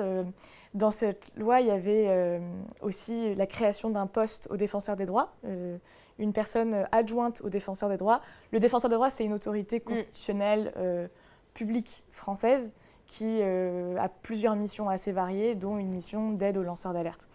Et donc, il y avait une création de poste au défenseur des droits dans la loi. Une adjointe au défenseur des droits. Ils ont été obligés d'écrire qu'elle exerçait ses missions à titre bénévole, parce qu'en fait, ils ne pouvaient pas prévoir que cette personne serait payée. Et là, pour le coup, il y a eu un amendement du gouvernement pour supprimer cet alinéa, et donc pour acter le fait que l'adjointe au défenseur des droits serait payée. D'accord. Ce qui est quand même caricatural. Et du coup, on peut revenir sur la deuxième question, qui était... Sur la délation et alerte. Alors, pour moi, la différence, elle est à deux niveaux. La première, c'est le caractère d'intérêt général du fond de l'alerte. Concrètement, un lanceur d'alerte, c'est une personne qui va dénoncer un problème qui porte atteinte à une grande partie de la population, à la santé de la population, une atteinte à l'environnement, quelque chose qui est vraiment d'ordre d'intérêt général. C'est pas la personne qui va aller dénoncer son collègue parce qu'il fait un usage personnel de la photocopieuse, par exemple. Okay. Donc, vraiment, quel côté intérêt public, intérêt général. Intérêt général. Et une autre dimension, c'est aussi dans quelle mesure, qui sont les cibles de cette alerte et qui sont les personnes qui sont victimes de cette alerte, et dans quelle mesure est-ce qu'il y a un déséquilibre des forces entre les deux. Et dans une certaine mesure, une alerte où les personnes qui vont être victimes, ça va être des puissants, et les personnes qu'on va accuser et mettre en porte-à-faux, ça va être des personnes qui sont déjà en situation d'oppression et de vulnérabilité, on ne va pas être dans une alerte d'intérêt général. Et donc, voilà, il y a ces deux mécanismes-là, le rapport de force qui se joue entre qui est incriminé et qui subit. D'où votre rôle peut-être aussi, justement, d'éclairer. Et le caractère d'intérêt général de l'alerte, qui sont vraiment deux éléments très importants et qui font que dans les dossiers qu'on peut recevoir à la Maison des lanceurs d'alerte, il y a des faits qui sont probablement tout à fait répréhensibles, mais qui sont de l'ordre du droit commun et qui ne sont pas de l'ordre de l'alerte d'intérêt général, et donc des personnes qu'on va rediriger vers le droit commun, mais dont l'alerte ne va pas rentrer dans notre champ. Et surtout, il y a un autre point que je précise, qui est fondamental sur la distinction entre délation et alerte, c'est qu'en droit français, le lanceur d'alerte, il ne doit pas recevoir de contrepartie financière pour avoir lancé l'alerte. Ouais. Avant la loi de mars 2022, le texte disait qu'il devait agir de manière désintéressée. Et c'est un peu l'idée. Sauf que c'était un terme un peu vague, le désintéressement. Et il y avait par exemple des juges qui considéraient qu'à partir du moment où le salarié il était en litige au prud'homme, enfin il y avait un procès contre son employeur, et que l'alerte était dans ce cadre-là, en fait, il n'était peut-être pas désintéressé. Donc, du coup, c'était un peu ambigu. Du coup, là, maintenant, la loi, elle a enlevé ce critère du désintéressement et elle a mis quelque chose de plus clair, qui est que le lanceur d'alerte, il doit agir de bonne foi et sans contrepartie financière directe. Et ça, c'est un point important par rapport à la délation où, historiquement, on a en tête aussi des personnes qui vont dénoncer quelqu'un contre de l'argent, etc. Et ça fait obstacle au statut de lanceur d'alerte. Ok. Alors, il y avait une autre question qui était posée. Qu'en est-il du support des syndicats à votre action ? En présentation, j'ai juste entendu parler de la CFDT cadre. Quel est le rôle des syndicats avec, Alors, historiquement, donc, lorsque la Maison des lanceurs d'alerte a été créée, on avait 3 grandes fédérations syndicales représentées. La CFDT cadre, la CGT... Alors, la CFDT cadre qui traitait de la question des lanceurs d'alerte même au nom de la Confédération nationale. Pareil pour la CGT, c'est-à-dire que la CGT au niveau national avait délégué à la CGT cadre, qui est l'UGICT CGT, la prise en charge de cette question des lanceurs d'alerte. L'Union syndicale solidaire. Et là, très récemment, cette année, la FSU a adhéré. D'accord. Donc, c'est les syndicats qui sont membres de la Maison des lanceurs d'alerte, qui sont donc des syndicats engagés sur la question de l'alerte. Après, les syndicats, alors je ne sais pas quelle familiarité les personnes dans le public ont avec l'organisation syndicale, mais il y a des instances au niveau national, puis des déclinaisons régionales, départementales, des déclinaisons par branche, des déclinaisons par entreprise. Donc voilà, la CFDT est membre de la MLA, et puis ça peut se produire qu'une section locale ne va pas soutenir un lanceur d'alerte. On n'a pas ça. Il y a beaucoup de sections, de sous-sections. Mais l'avantage d'avoir les organisations nationales au sein de la MLA, c'est que ça nous permet de travailler là-dessus. C'est-à-dire que quand on se rend compte qu'il y a un couac entre le lanceur d'alerte, en tout cas une personne que nous on accompagne, où il y a une situation que nous on a jugé être un cas d'alerte éthique et qui n'a pas obtenu le soutien des syndicats localement, le fait d'avoir cette participation des syndicats au fonctionnement de la Maison des lanceurs d'alerte, ça permet quand même de travailler sur ces questions et en fait d'aller créer des espaces de discussion pour se dire mais qu'est-ce qui se passe, voilà, dans quelle mesure est-ce que ça peut être réglé, quoi. Okay. Donc c'est intéressant. On a présenté, je vois un petit peu l'heure qui tourne, c'est bientôt une heure qu'on échange. Alors je ne sais pas si ça va être facile d'expliquer parce qu'à chaque fois vous dites toujours depuis la loi de mars 2022. Alors il y a beaucoup de choses qui ont été citées parce que notamment Pauline, tu disais avant, après. Est-ce que très rapidement, sans rentrer dans les détails de cette loi, nous dire vraiment ce qu'elle change? Alors, tu as déjà commencé, mais je pense que le redire une deuxième fois ne sera pas de trop. Ce qu'elle change par rapport au droit passé, pour vraiment bien voir la différence, en quoi cette loi a vraiment accéléré les choses. Alors, je pense qu'il y a plusieurs points. Si je devais en citer vraiment les points majeurs, il y a l'assouplissement de la procédure de signalement. C'est-à-dire que, comme je disais tout à l'heure, avant, il fallait absolument faire un signalement en interne avant de passer à l'étape des autorités, puis du signalement public.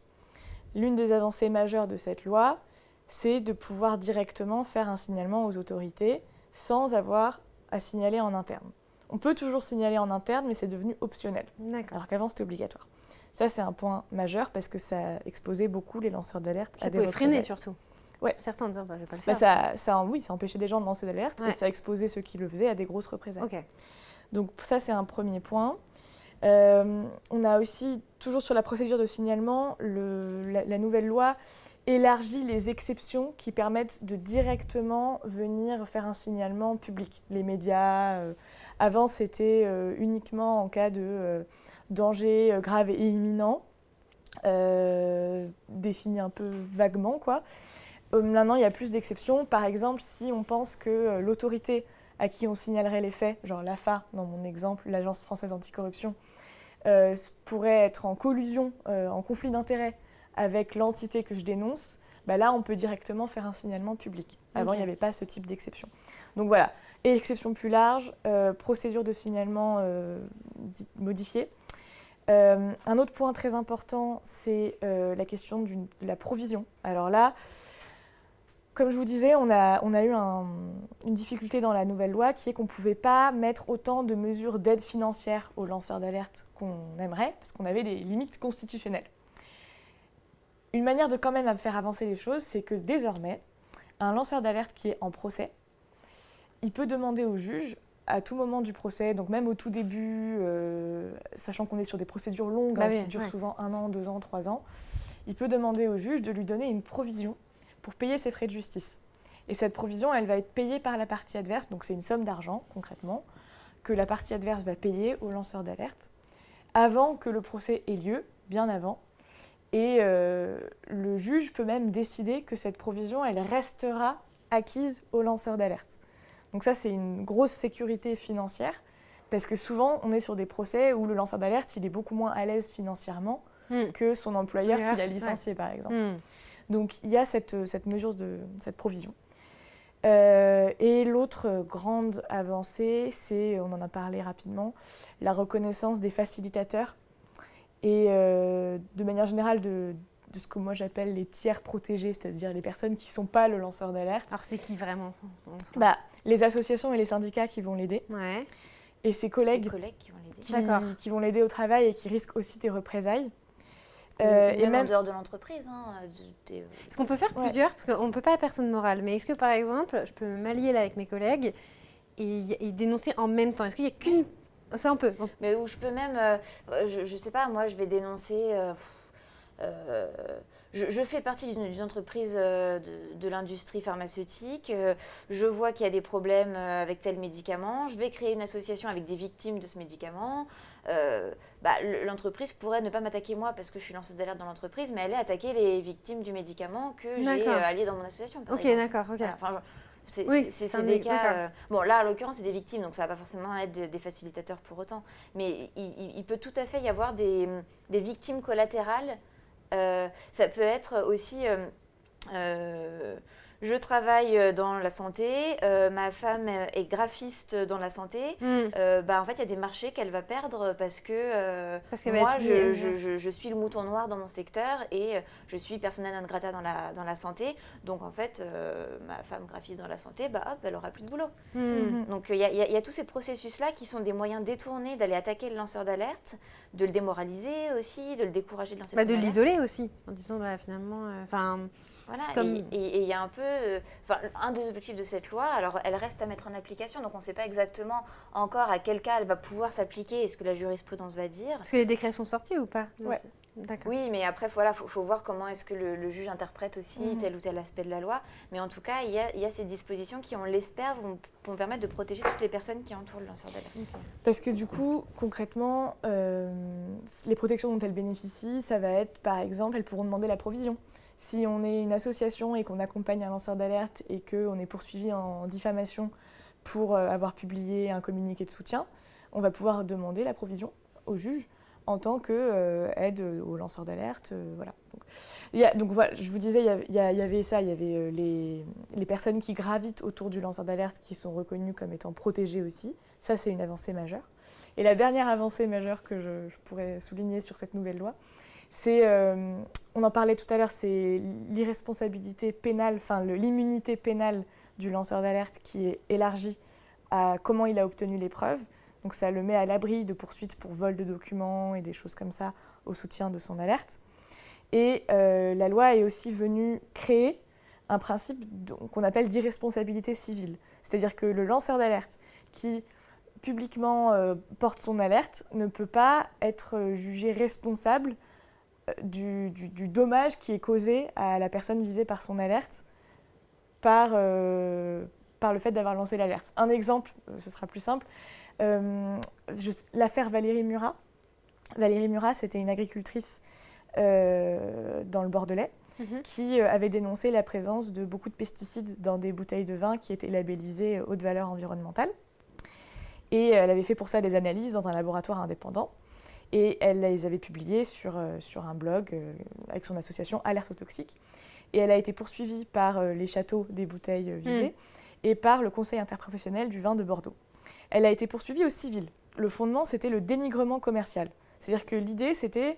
Normalement, c'est quelque chose... Elle nuisait à l'intérêt business du truc. Voilà. Okay. Normalement, c'est quelque chose qui s'utilise beaucoup entre entreprises. À la base, c'est de la concurrence déloyale. Okay. Et c'est de plus en plus utilisé ces dernières années par des entreprises pour agir contre des citoyens qui dénoncent leurs produits et tout. Et donc, le dénigrement commercial, c'est quelque chose qui fait jouer la responsabilité civile. C'est-à-dire que si demain, je vais quelque part dans les médias et que je dis que tel produit cause des dommages à la santé, que même si j'ai des preuves, l'entreprise pourrait avoir envie de me poursuivre pour dénigrement commercial et me demander des dommages et intérêts. Valérie Murat, elle a été condamnée à payer 125 000 € de dommages et intérêts. Et l'idée de cette responsabilité, de cette irresponsabilité civile du lanceur d'alerte, c'est de le mettre à l'abri de ça, en fait. Voilà. Ok. Alors, j'avais des petites questions, notamment sur quel impact des émissions d'investigation sur l'élaboration de la loi. Alors, Mediapart travaille avec vous, mais c'est vrai qu'on pense beaucoup aussi aux émissions de Cache Investigation qui, très régulièrement, est un peu perçue comme étant une émission un peu lanceuse d'alerte. Enfin, je pense que beaucoup d'entreprises redoutent un jour d'avoir un appel d'Élise Lucet en disant « Bonjour Élise Lucet, Cache Investigation ». Moi, je connaissais des gens qui travaillaient, je parenthèse, dans des grosses boîtes de textile. Et vraiment, la trouille, mais au-dessus de tout, c'était un jour d'avoir un appel de Lise Lucet sur ces sujets. Ouais. Ça peut être une très bonne blague au 1er avril à faire à des collègues. Ah, ça, c'est pas faux. Bonjour. Ah ouais, faut prendre la voix. Hugo, s'il est là, connecté, il est très doué en imitation. Il faut qu'il bosse celle d'Élise Lucet pour faire quelques farces. Et globalement, ouais, sur les émissions de ce style, comment vous les percevez-vous ? Je pense pas que ça a eu beaucoup d'impact sur l'élaboration de la loi. Par contre, je pense que ça crée aussi des fantasmes autour de ce que peut être un lanceur d'alerte, le risque, etc. Ça fait que beaucoup d'entreprises, mais aussi d'administrations publiques, se mettent à paniquer dès qu'on parle de lanceurs d'alerte parce qu'elles s'imaginent qu'elles vont tout de suite faire la une des médias. Nous, sur les 400 lanceurs d'alerte qu'on accompagne... Il n'y a pas 400 gros scandales. Ah non, et voilà. je pense que le nombre... Alors, il y en a qui sont médiatisés dans des journaux de la presse locale, etc. Enfin, globalement, je pense que le nombre de ceux qui sont médiatisés, c'est peut-être 10%. C'est vraiment faible par rapport au nombre de personnes qu'on accompagne. Et c'est pourquoi il n'y a que 10%? C'est parce que ça touche des grosses boîtes, c'est des gros scandales? Non, pas du tout. C'est parce que la majorité d'entre eux... En fait, il faut bien comprendre c'est quoi la mal, que personne se dit... Aucun d'entre eux ne se lève un matin en se disant « Je veux être lanceur d'alerte, c'est l'objectif de ma vie, c'est ma vocation. » Voilà, ça ne se passe pas du tout comme ça. Déjà, le moment où il se dit « Je suis un lanceur d'alerte » arrive très très tard dans le process. En fait, ce qu'on se dit, c'est « Je vois quelque chose qui ne va pas, je ne peux pas laisser ça passer. Je suis une personne qui dénonce quelque chose qui ne va pas. » Voilà. Et en fait, c'est souvent... Lorsqu'ils subissent des représailles, que du coup ils engagent un avocat et que l'avocat leur dit « Vu ce que vous avez vécu, ce que je vais faire jouer, c'est le statut de lanceur d'alerte », que là, ils mettent ce terme sur ce qui leur donc arrive. ils ne le mettent pas tout de suite en mode « Je vais être lanceur d'alerte », c'est parce qu'ils ont fait toute une espèce de process et qu'à un moment donné… ça arrive assez tard dans le process. Ou alors ça peut être un collègue ou un représentant syndical qui est formé à la question et qui va leur dire « Ça relève de l'alerte éthique et vous pourriez peut-être prétendre au statut de lanceur d'alerte ». Mais il faut vraiment… lanceur d'alerte, c'est un terme que tout le monde ne prend pas avec plaisir. En fait, même la grande majorité ne le prennent pas avec plaisir. Je veux dire, il y a quand même un lot de difficultés qui vient avec qui fait qu'on devient rarement, très rarement, lanceur d'alerte par plaisir. Et donc la majorité d'entre eux, ils tiennent pas du tout à ce que les faits soient divulgués. Ils veulent juste que le problème soit réglé en fait. Et s'ils transmettent le signalement à l'autorité judiciaire et que l'autorité judiciaire fait son travail et règle ce signalement, ça leur convient très bien. Ou alors l'autorité judiciaire, ou un ordre professionnel, ou une autorité administrative ou autre.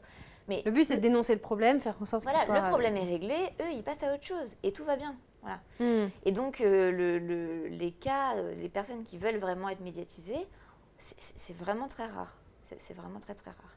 Mais effectivement, quand on parle de lanceurs d'alerte, il y a des... Alors je vais prendre le cas d'administration publique pour changer un peu, qui voient déjà la tête de leur mère faire la une de Mediapart ou je ne sais quel média d'investigation. Donc, il y a un fantasme autour de ça. Parce qu'il y a eu aussi des grandes affaires, et pas qu'en France d'ailleurs, autour de lanceurs d'alerte, etc. Et ça fait beaucoup de bruit, donc c'est un peu... Et c'est vrai que nous, on travaille avec des journalistes, parce que je vois qu'il y a une autre question là-dessus, on travaille avec des journalistes pour médiatiser des affaires, mais il y en a extrêmement peu, parce qu'il faut combiner 3 facteurs. Il faut que la médiatisation ne risque pas de porter préjudice aux lanceurs d'alerte. Nous, notre rôle, c'est quand même avant tout de les défendre et de les protéger. Donc si on pense que médiatiser leur alerte va leur poser davantage de difficultés que de les aider, on va leur déconseiller. C'est contre-productif. On ne peut pas les empêcher de le faire pas de leur côté, hein, je veux dire, on n'est pas... Mais en tout cas, nous, notre conseil, ça va être de ne pas médiatiser et donc on ne va pas y contribuer. L'autre facteur, c'est que la personne en ait envie, c'est quand même ce que j'ai décrit. Et puis le dernier facteur, c'est qu'il faut aussi que ça intéresse les journalistes et ça les intéresse pas toujours. Pas toujours.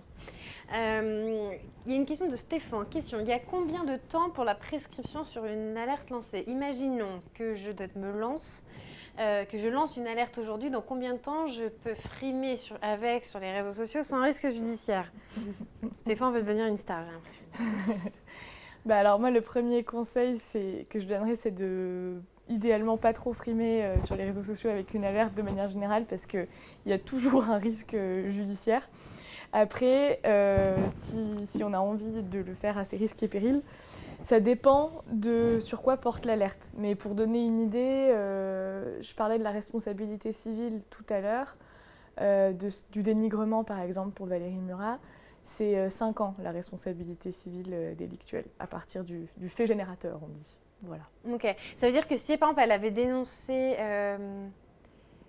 Comment ça, 5 ans ? C'est-à-dire que... par exemple, dans son cas, son article de blog où elle disait... Ah, c'était ça la date clé. À partir du moment où elle a publié ça... Parce qu'au pénal, on voit l'infraction, taxe 5 ans. Mais là, du coup, dans des cas, je dénonce, comme elle, les bouteilles, il fallait qu'il y ait un acte, l'article de son blog, ce serait écrit 5 octobre, là, ça aurait été ça, le fait générateur. D'accord. C'est-à-dire que comme le Conseil interprofessionnel du vin de Bordeaux disait, nous, ça nous a porté préjudice à notre réputation et tout, cet article, c'est la parution de l'article qui commence à faire courir le délai et donc ils auraient 5 ans pour la poursuivre. D'accord. Attention, en droit de la presse, par contre, par exemple, diffamation, les délais sont beaucoup plus courts. Et dans l'affaire en question, il y avait tout un sujet sur est-ce que c'est de la diffamation ou du dénigrement, parce que c'est pas du tout le même droit.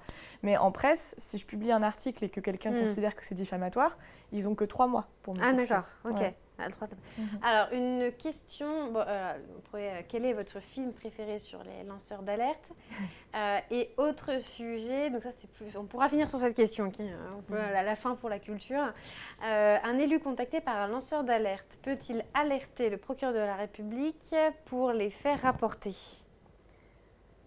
Oui, tout à fait. En fait, l'élu, il serait même soumis à l'article 40 du Code pénal, qui dit que tout fonctionnaire, toute personne dépositaire de l'autorité publique, toute autorité constituée, qui a connaissance de faits... c'est un peu restrictif quand même. Il faut que ce soit de nature pénale. C'est-à-dire que si, dans l'exemple en question, il faudrait que ce soit de la corruption, des atteintes, genre de la mise en danger des gens par... un risque industriel ou des choses comme ça. Il faut qu'il y ait une infraction pénale, mais si un élu a connaissance d'une infraction pénale, il doit alerter le procureur de la République. Donc il doit. Voilà, c'est même pas qu'il peut, c'est qu'il doit. Et sinon, si on est en dehors d'une infraction pénale, un élu comme tout le monde peut alerter le procureur de la Il y a République. juste pour ça. un point qu'on n'a pas précisé dans les critères de définition d'un lanceur d'alerte, il y a la question d'avoir eu personnellement connaissance des faits. Mhm.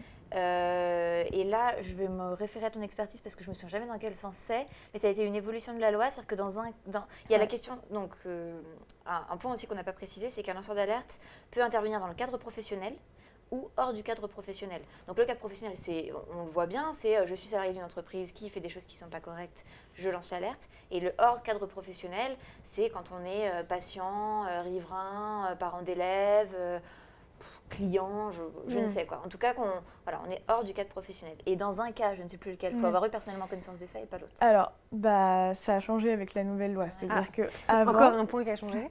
sous Sapin 2, là, dans la rédaction qui datait de la loi Sapin 2 de 2016, il fallait, dans tous les cas, que le lanceur d'alerte il ait eu personnellement connaissance des faits dénoncés. Ok. Donc, c'est-à-dire que Il va être rapporté, quoi. Faut qu'il Voilà. l'ait vu. si je suis Ouais. riverain d'un endroit et qu'il y a des épandages de pesticides illégaux, il faut que je les ai constatés moi-même. Ça peut pas être ma tante qui habite dans une autre ville et moi qui relaye ensuite, quoi. Donc ça, c'était Faut être l'ancien droit. personnellement impliqué dans le truc, quoi. Alors, il faut en avoir eu une connaissance personnelle. Donc, D'accord. personnellement impliqué, c'est encore autre chose. Ah Parce, oui. Par exemple, il n'y a pas besoin d'en être victime directement. Mais par contre, il faut en avoir eu une connaissance personnelle. Donc, il faut pouvoir prouver comment on a su et qu'on l'a bien su soi-même, quoi. Ça ne doit pas été rapporté par quelqu'un d'autre. Voilà. Ok. Donc ça, c'était l'ancien droit. Le nouveau droit est un peu plus souple, mais du coup, il est plus compliqué. C'est là où il y a une distinction entre les activités professionnelles et non. Si je suis dans le cadre de mon activité professionnelle, je n'ai pas besoin d'avoir eu personnellement connaissance des faits dénoncés, et vice-versa. D'accord. Donc, par exemple, je reprends mon exemple d'épandage de pesticides. C'est toujours le cas. Encore maintenant, si je veux dénoncer un des épandages illégaux de pesticides, il faut que je les ai En constatés tant que riverain. moi-même, en tant que riverain. Ok. Si je veux dénoncer des faits de corruption parce que je pense que mon élu local est corrompu, il faut que j'ai des preuves que j'ai constatées moi-même. Que j'ai découvert 1,5 million chez lui. Par contre, si c'est dans le cadre de mes activités professionnelles, donc, Ok. par exemple, je travaille dans une boîte, un collègue vient me voir avec des éléments. Il était à une réunion où je n'étais pas. Il a un compte-rendu de cette réunion à laquelle moi, je n'ai pas assisté. Et il me donne ce compte-rendu. Ça peut être la base de mon alerte. Alors même que moi, je n'ai pas eu personnellement connaissance de ce que je vais dénoncer. D'accord. Voilà. Ok, ouais, c'est subtil quand même. Ouais.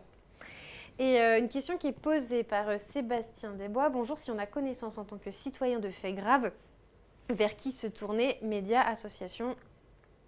J'imagine que c'est point d'interrogation et 3 petits points.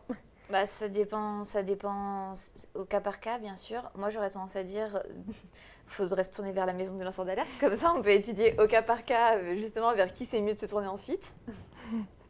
Médias, je parle sous ton contrôle, mais on déconseillerait quand même plutôt de se tourner d'abord vers un média. Parce qu'il y a toujours ce risque, du coup, d'être allé trop vite à cet ultime recours qu'est la divulgation publique. Sauf à ce qu'on soit sûr de ne pas être identifié, parce qu'après, les journalistes, ils ont le secret des sources. Oui. C'est ça. Donc ça, c'est quand même important, il Ça, faut c'est le peut-être dire. Mais si on veut être lanceur d'alerte et être reconnu comme tel, les médias, normalement, c'est la dernière étape. Après, on peut vouloir... Mais c'est pour ça que ça reste du cas par cas. Mhm. Ouais.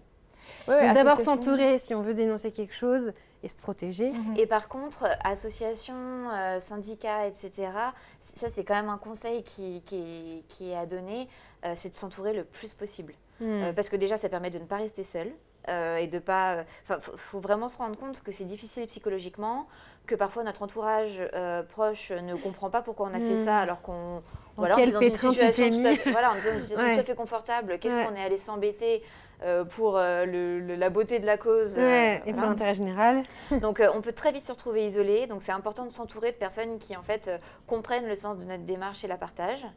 Et puis si attaque il y a, et bon il y a quand même des attaques souvent, le fait de l'avoir joué collectif, pour le dire comme ça permet quand même d'avoir des leviers à activer pour se défendre, quoi. Ok.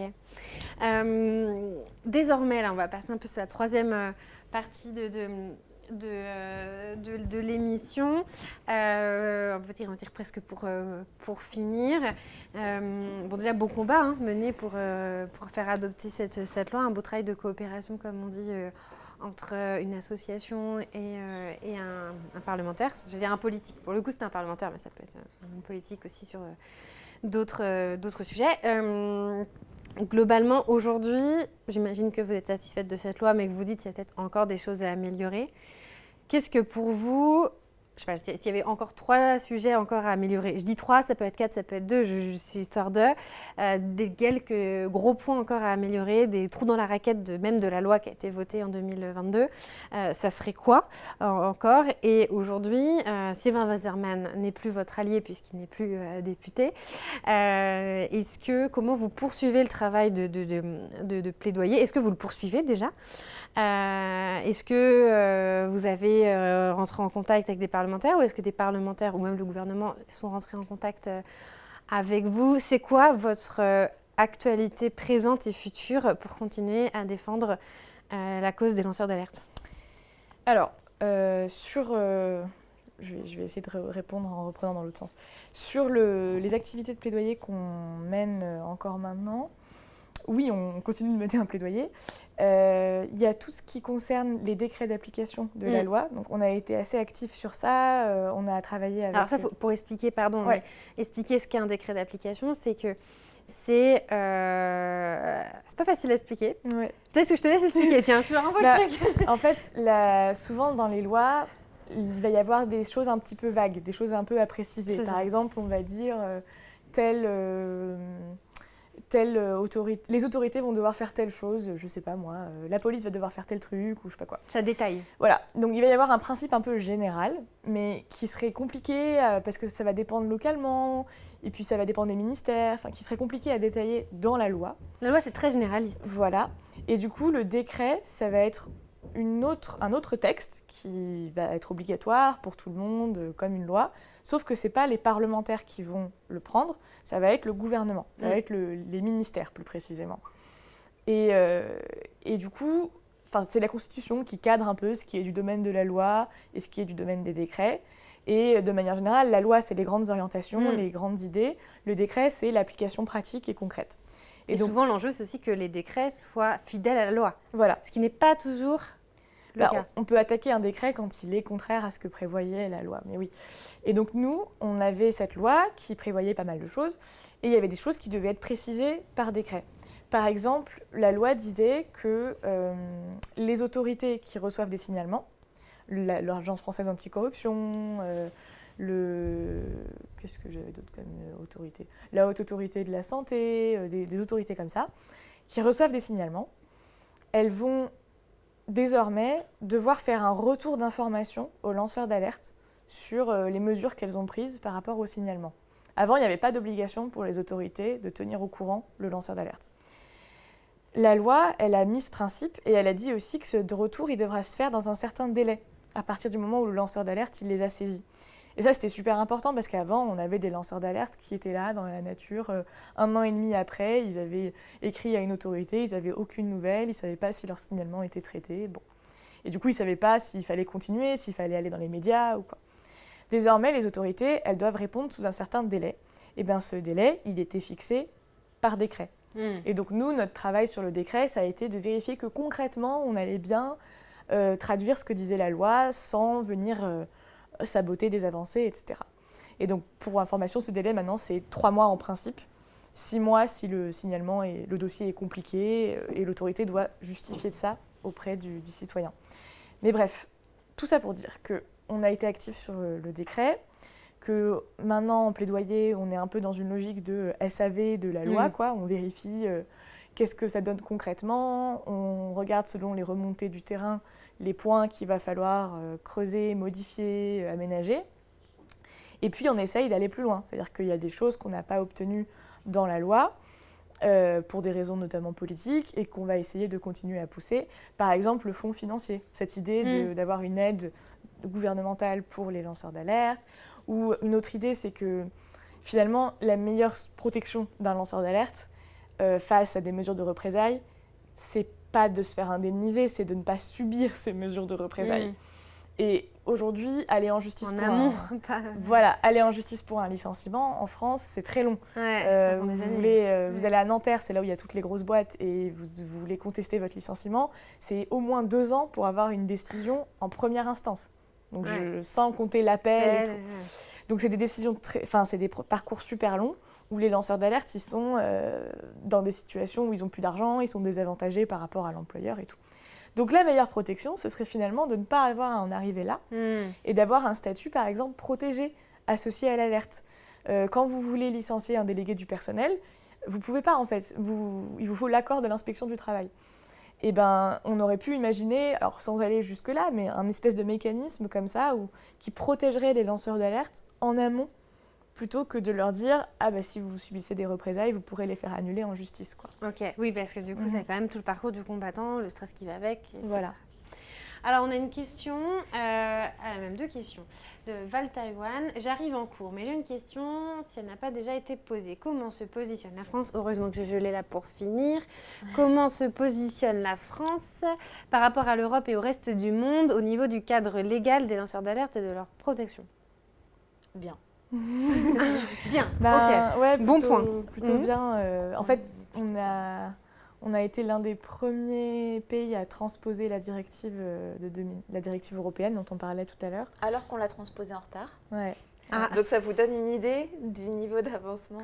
Et on était l'un des seuls pays à avoir déjà un cadre juridique qui existait avait depuis déjà, Sapin grâce 2 à ça. sur les lanceurs d'alerte. Donc on est plutôt bien. C'est quoi les mieux? C'est pas du tout français ce que je viens de dire. En fait, c'est dur à dire. C'est quoi le pays qui est en Europe, dans l'Union européenne En fait, c'est dur à dire parce que... à la rigueur, c'est facile de dire qui est mauvais, parce que c'est facile de voir là où il n'y a rien. D'accord. Mais dans les pays où il y a des législations en cours, quand même souvent, il y a des avancées et des lacunes, et en France, il y a des avancées et des lacunes. D'accord. Donc, ça se compense un peu. Bah, plus là, dans un pays, c'est un peu mieux sur ce sujet, mais de l'autre, c'est un peu moins. Donc, d'accord. Du coup, c'est un peu dur de... C'est qu'on compare un peu des choses qui ne sont pas comparables. Par exemple, le Royaume-Uni, ils ont été très précurseurs. Ils avaient un Public Interest Disclosure Act, PIDA, qui date de la fin des années 90, donc vachement plus tôt que Sapin 2. Mais on est dans un pays où, quand on a des procédures judiciaires, c'est des sommes d'argent qui sont démentielles qu'il faut sortir de sa poche. Donc, c'est pas forcément confortable. C'est pas forcément plus confortable d'être lanceur d'alerte au Royaume-Uni dans les années 2000 qu'en France, quoi. Donc, il y a un peu ce côté. Ça dépend beaucoup des pays et de ce qui peut avoir, les avantages qu'il peut y avoir d'un côté peuvent être compensés par d'autres inconvénients d'un autre côté. D'accord. Ce qui est sûr, c'est qu'en termes de législation, en France, on a un cadre plus protecteur que dans la plupart des autres pays européens. D'accord. Donc après, il faut voir comment il s'applique et si on... Par exemple, les délais de procédure, on a des délais de procédure qui sont très longs, qui sont beaucoup plus longs que dans beaucoup de nos voisins. Donc ça veut dire que... Ça, c'est pour tous les sujets judiciaires. Chez nous, on est champion de la lenteur. Voilà. Alors, il y a Hypatie d'Alexandrie qui pose pas une question, mais qui signale juste qu'il était au salon des lanceurs d'alerte début décembre et que c'était très bien. D'accord. Voilà. C'est organisé par... des associations qui le font depuis beaucoup d'années. Nous, on y était l'année dernière. On n'y était pas cette année pour des raisons très pratico-pratiques de calendrier. Ok. Mais c'est vraiment intéressant. C'est un événement qu'on recommande chaudement. Ok. Bon, avec on ira l'année prochaine, des formats vraiment très différents. Si je peux me permettre, je voulais juste revenir Oui. sur une remarque, parce que ce n'est pas une question. D'une personne qui disait faut y aller finement et de façon informelle, et je voulais juste réagir là-dessus pour donner un conseil aussi qui est de bien collecter des preuves écrites et de faire de l'écrit. Oui. Voilà. Parce que quand il faut aller se défendre en justice... Ouais. Alors, le signalement oral est tout à fait est accepté. Hein. Ouais, mais après, il faut les preuves. Mais du coup, voilà, le fait d'avoir de l'écrit, ça permet de prouver. Et c'est vrai que quand on dit « si, j'ai signalé en interne, je l'ai dit à mon supérieur », c'est un peu parole contre parole et c'est compliqué. Ouais. Donc voilà, c'était juste un petit... Mais ça, de toute façon, c'est valable pour tout à chaque fois. Il faut toujours en justice avoir des preuves, quelles qu'elles soient. Hein. Mais en fait, quand on est lanceur d'alerte, on n'a pas toujours conscience... on n'a pas conscience d'être lanceur d'alerte, comme j'ai dit tout à l'heure. Du coup, on n'a pas forcément conscience de l'ampleur que ça va prendre. En fait, on pense qu'on va signaler quelque chose et puis il n'y a pas de raison que la direction ne le prenne pas en compte et que ça ne se règle pas. Il y a un problème. Ouais. Donc, on ne pense pas toujours Ouais, c'est ça. à garder une trace. Qui a pensé à garder des traces.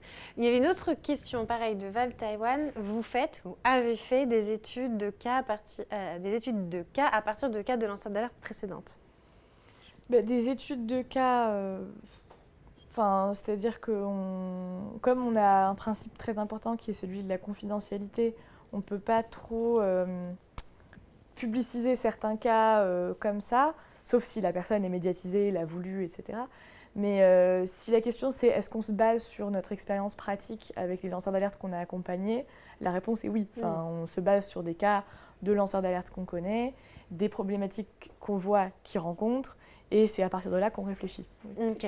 Et d'ailleurs, lors de la loi, vu que c'était ce dont on parlait, on a fait intervenir des parlementaires en audition, justement, la fameuse audition, dont on parlait, ouais. en huis clos, des lanceurs d'alerte qu'on accompagnait pour qu'ils puissent témoigner eux-mêmes de leur vécu.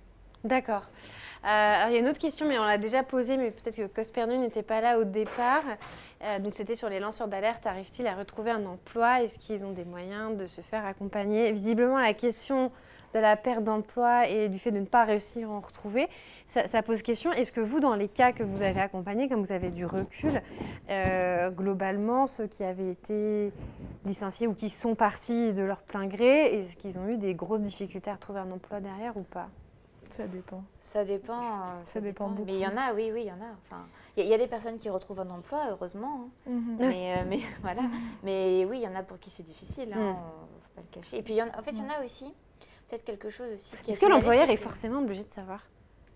Est-ce qu'il est obligé de savoir le passé? Parce que si ça n'a pas été médiatisé, si son nom n'est pas sorti, et qu'il n'appelle pas l'ancien employeur, tout le monde n'appelle pas l'employeur précédent pour demander. Et d'ailleurs, il peut y avoir des fois où ça ne se sait pas, en fait. Et le fait de ne pas avoir dit à son employeur qu'on a été licencié à cause d'une alerte ou qu'on est parti à cause d'une alerte ne constitue pas un vice qui permettrait d'annuler le contrat de travail, par exemple. Donc on peut être lanceur d'alerte, être un tout à fait peu discret. Et... Après, le problème, c'est que l'annulation du contrat de travail, c'est quelque chose de très juridique. Travailler dans un environnement où, en fait, s'ils avaient su qu'on était lanceur d'alerte, on n'aurait pas été recruté, c'est pas toujours très bon pour... Puis après, ça peut être aussi dans un secteur aussi, peut-être qu'on se sait, si on travaille dans un secteur à l'autre, si on a la concurrence est peut-être au courant aussi. Il y a des endroits où c'est des tout petits milieux. Ouais, c'est ça. Il y a quand même deux choses qu'il faut souligner. La première, c'est que depuis la nouvelle loi de mars 2022, le statut de lanceur d'alerte a été ajouté dans les critères de discrimination prohibés. C'est-à-dire qu'en France, on ne peut pas discriminer sur plein de critères. On ne peut pas refuser d'embaucher quelqu'un parce que c'est une femme, parce que la personne est enceinte, sur la base de son ethnie supposée ou sa religion. Donc il y a comme ça, il y a eu plus de 20, il y a presque 30 critères, je crois. On en est sur plus de 25 critères listés dans un article de loi. Et depuis mars 2022, on a ajouté là-dedans le fait d'être un lanceur d'alerte. Donc si on a été lanceur d'alerte, qu'on cherche de nouveau un emploi, qu'on a un entretien qui se passe bien et tout, et puis que finalement on reçoit un mail en nous disant « Bon, en fait, au regard de ce qui s'est passé avec votre boîte précédente et de l'alerte que vous avez lancée, on va s'arrêter là. » Techniquement, on a vraiment une action en justice. C'est pénal, la discrimination. C'est un délit pénal. Mais après, il va peut-être pas forcément dire. Donc, voilà, après il faut voir, je sais bien qu'il y a toujours un monde entre ce que dit le droit et ce que les gens vont faire en pratique. C'est pour toutes les discriminations. Mais ça veut dire quand même qu'on peut agir au pénal, qu'on peut agir au civil et qu'on peut obtenir des dommages et intérêts et que la personne ou l'entreprise peut être sanctionnée pénalement. Au moins ça pose le cadre. Voilà. Mais c'est aussi cet écart qui peut exister entre ce que dit le droit et ce qui se passe dans la réalité. C'est aussi une des raisons pour lesquelles nous, à la Maison des lanceurs d'alerte, on n'utilise pas que des outils juridiques et qu'on pense qu'une partie de ces changements-là va aussi passer par de la sensibilisation, de l'information et faire évoluer les mentalités, le regard qui est porté sur les lanceurs d'alerte et qu'en fait demain on se dise que, d'ailleurs aujourd'hui, si ça pouvait déjà être le cas aujourd'hui, ce serait bien, on se dise que les lanceurs d'alerte ne sont pas des empêcheurs de tourner en rond, ce sont des personnes qui permettent à des organisations et à la société d'aller mieux, d'empêcher des crises de se produire et qu'en ce sens ils ont un apport positif. Et on a des cas qui sont minoritaires, je vais être honnête, mais on a des cas de lanceurs d'alerte qui ont retrouvé un emploi, qui ont été embauchés par des personnes qui savaient pertinemment ce qui leur était arrivé et qui leur ont dit mais justement c'est quelqu'un comme vous qu'on veut. Parce qu'on veut quelqu'un qui est capable, qui a une éthique, qui a une éthique et qui saura pointer les problèmes quand il y en a. Voilà. Ok. Et donc ça se produit quand même, Ouais, heureusement. faut le dire. Et c'est vers ça qu'on veut aller. Et ça passe aussi par de la sensibilisation, de la formation, Ok. etc. Et je voulais dire aussi que beaucoup de lanceurs d'alerte, en fait, sont parfois aussi dégoûtés par le secteur dans lequel ils sont et changent de secteur, de métier, ce qui peut être une phase très dure. Parce que c'est quand même une carrière dans laquelle ils s'étaient projetés, mais peut s'avérer plutôt salutaire derrière. Voilà, et globalement, c'est plus des femmes ou des hommes les lanceurs d'alerte? C'est kiff-kiff chez nous. C'est kiff-kiff? C'est à peu près. Il n'y a pas vraiment de différence marquée statistiquement. Même d'un point de vue âge, Alors, d'un point de vue statut social, je sais pas, est-ce qu'il y a des, je sais pas si vous faites des critères, enfin, est-ce que vous savez le profil type du lanceur d'alerte, ou finalement ça peut vraiment être n'importe quel type de boulot, enfin un cadre comme un ouvrier, un jeune, un senior. On ne collecte pas beaucoup de données sur nos lanceurs d'alerte, on essaie quand même de... Mais ça aurait pu être à peu près à la louche, quoi. Mais donc on n'a pas ces données précisément. On sait que homme-femme, c'est à peu près kiff-kiff, parce que ça c'est quelque chose qu'on a comme données. L'âge, par exemple, on ne l'a pas. Le statut professionnel, on va dire, on ne l'a pas, mais il y a quand même un mouvement global qui est que c'est quand même souvent des cadres. En fait, alors, il y a deux choses. Déjà, pour lancer une alerte, il faut quand même avoir une situation sociale qui fait qu'on ne va pas se retrouver à la rue demain, quoi. Ça peut arriver à certaines personnes. Hein. Et ça peut arriver à certaines personnes, bien qu'elles avaient une situation sociale correcte au départ. Mais il faut quand même pouvoir se dire, en fait, si demain je perds mon boulot, je suis en difficulté, mais je ne suis pas à la rue. Donc ça, c'est une première étape. Donc des personnes très précaires, c'est quand même compliqué. Et ça fait partie des facteurs qui font que c'est compliqué de lancer l'alerte. Et la deuxième raison, c'est aussi que dans certains domaines, sur certains sujets, il faut quand même avoir accès à des informations sensibles. Et pour avoir accès à ces informations sensibles, il faut quand même avoir un certain niveau de responsabilité. Dans la boîte. Voilà, dans la boîte. Puis il y a aussi le réflexe d'aller chercher une association spécialisée sur les lanceurs d'alerte, de se constituer des preuves et d'avancer, qui fait que je pense qu'il y a un petit biais aussi sur le fait qu'on aurait filtre un peu le profil des gens qui peuvent le faire. Ouais, ou plus ou moins, oui. Ouais. Et par contre, je voudrais juste réagir sur le fait que c'est dire que c'est improuvable sur cette histoire de discrimination de lanceurs d'alerte.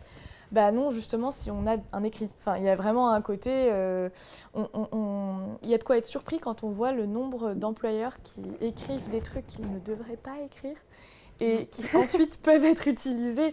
Moi, à un moment, j'étais passée par le défenseur des droits au pôle discrimination et il y a des employeurs qui écrivent « Oui, bon, bah merci, mais en fait, finalement, comme vous êtes enceinte, ça va pas le faire. » Ah. Donc, ouais, il y a des champions quand même. Et il y a des actions en justice. Il n'y a pas longtemps, il y a un avocat qui a obtenu une condamnation en correctionnel pour discrimination fondée sur la maternité. Donc, à partir du moment où il y a un écrit, c'est prouvable. Après, il y a une question du recours en justice, de si on a envie de s'infliger ça. Et ça, parce que c'est lourd, il faut prendre un avocat. C'est long, c'est cher. Voilà, donc ça, pour le coup, je l'entends totalement. Mais la question de la preuve, il y a vraiment un côté, l'écrit, c'est important. Et si on garde un écrit, on peut prouver des choses importantes. Il y a moyen de le prouver. Voilà. Ok. On va peut-être, je ne sais pas s'il y a d'autres questions. Je pense qu'on a fait à peu près le tour du sujet. Je ne sais pas si Blandine comme Pauline, est-ce que je vois déjà l'heure, il est 15h37, si vous aviez peut-être une petite note de fin. Moi, j'aime beaucoup la série de Psych. Ah oui, parce que du coup, voilà, c'est ça. C'est sur la culture, voilà, petite... Non, alors c'est pas que centré sur lanceur d'alerte. Dopsic, pour ceux qui l'ont pas vu, c'est une série qui porte sur le scandale de l'oxy, un médicament, l'oxycontin, aux États-Unis. Et en fait, on retrouve des mécanismes qui peuvent s'appliquer au Mediator, à l'Edepakine, enfin tout ce qui peut se passer en France aussi. Et c'est intéressant. En fait, c'est pas centré sur les lanceurs d'alerte, mais ça montre bien en fait les mécanismes entre lobbying, rôle des patients, des victimes, les conflits d'intérêts, les conflits d'intérêts avec les médecins et en interne à l'industrie, l'entreprise pharmaceutique en question, comment les commerciaux qui vendent ces médicaments en se rendant bien compte qu'ils ont un discours qui est faux peuvent jouer le rôle de lanceur d'alerte. Ok. Pas, justement. Et toi, Pauline en France, il y a Goliath qui est sorti il n'y a pas longtemps, qui était un film intéressant. Qui était avec Pierre Ninet. Voilà, avec Pierre Ninet, pour montrer un peu le film porte très bien son nom, enfin l'inégalité des forces en présence en fait. Moi j'ai trouvé que c'était intéressant à regarder, mais déprimant. mais intéressant. Moi, je ne l'ai pas vu. Je me suis dit qu'il est dedans, pourtant ça aurait pu être un facteur d'aller voir le cinéma, mais pour le coup, non. Merci à vous, en tout cas, à vous deux, d'être venus, d'avoir vraiment pris le temps de répondre aux questions et vraiment d'expliquer ce que vous faites à la Maison des lanceurs d'alerte, la genèse de cette loi, la façon dont vous l'avez presque, j'allais dire, coécrite, mais en tout cas largement contribué avec le député Waserman. Qu'est-ce que vous faites aujourd'hui? Quelles sont les actions que vous allez mener? C'était hyper intéressant. J'espère que ça a intéressé nos nombreux spectateurs cet après-midi. Merci à vous d'être venus. Merci à vous d'avoir suivi. J'espère que vous retrouverez très vite Hugo. Je pense que demain, il sera sur pied. Enfin, j'espère. Sinon, nous, on se dit à bientôt dans un prochain tuto à midi. Et merci encore à vous deux et merci à Nico.